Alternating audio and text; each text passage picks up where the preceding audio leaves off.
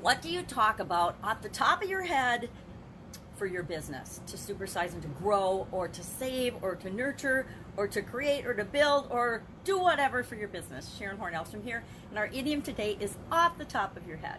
Now, this is an American expression that became popular in the mid-20th century, and of course it has something to do with our brain being in the top of our head.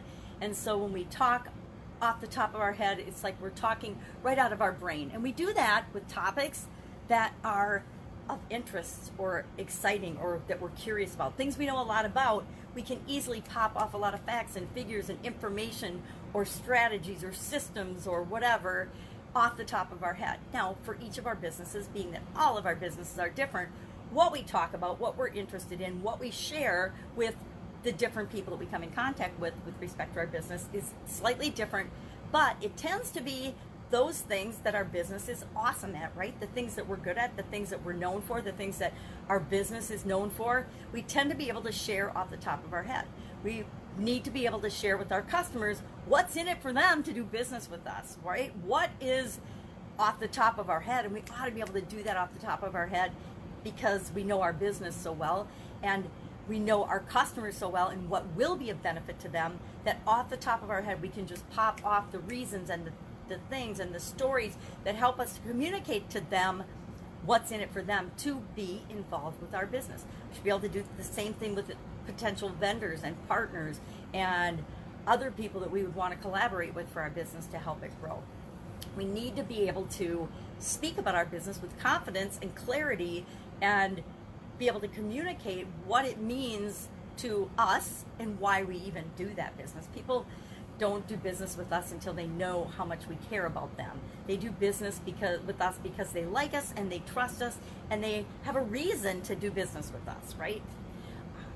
I don't know about you, but in my life, there's always been at least one person that is that professor, that person that knows everything. You can ask them a question about any topic and they can, off the top of their head, just spew out information about that topic almost ad nauseum, right? I've got a relative like that. Actually, I've had several relatives like that through the generations. It seems to be one in each generation, at least in my family, where they just know a little bit about absolutely everything. And it's really fascinating because they're fun people to talk to, right? It's really interesting to ask somebody a question and know that you can ask them any question. My grandfather was like that. He was my dad's dad. He was a very well-read man. And when we were in high school, my sisters and I, he would come and stay with our family for about 3 weeks over Christmas time and write out all his Christmas cards.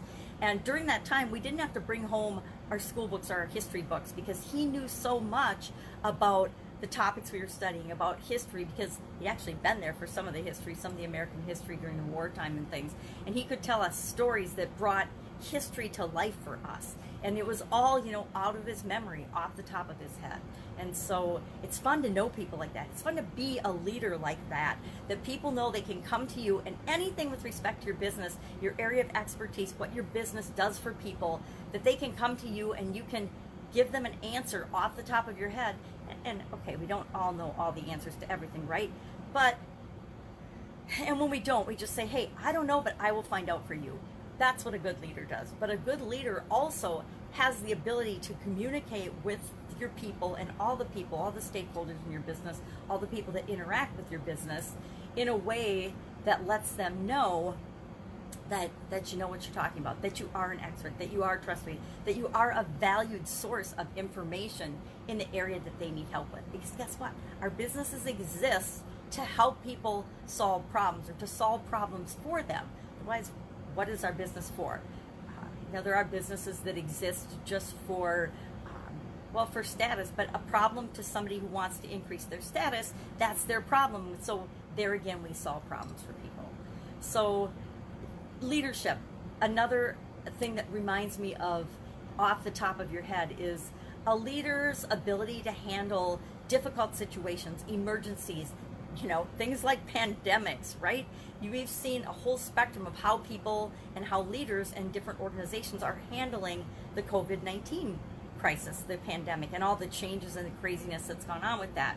And I think that the businesses that we'll continue to do business with following this and as we're coming out of the pandemic, out of the crisis, are the ones that have shown leadership, that off the top of their head, they knew the right things to do, or if they didn't, they sat down and they figured it out.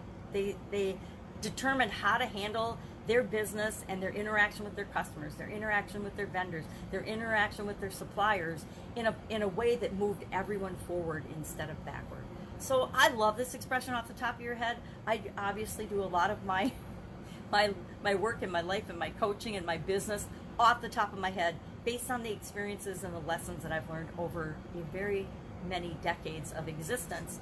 And it works for me for a lot of personal reasons. But how well do you think that you communicate off the top of your head? How well do you think you communicate and lead people through challenges in your organization? It's just a question to ask ourselves today. As we go into the weekend, have an absolutely amazing day.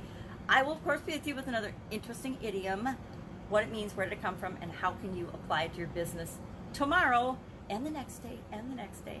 Have an absolutely amazing day. If I can help you in any way, if you have a story about this particular idiom, share in the comments below so that we can all learn from one another. Take care, and I will be with you tomorrow. Bye.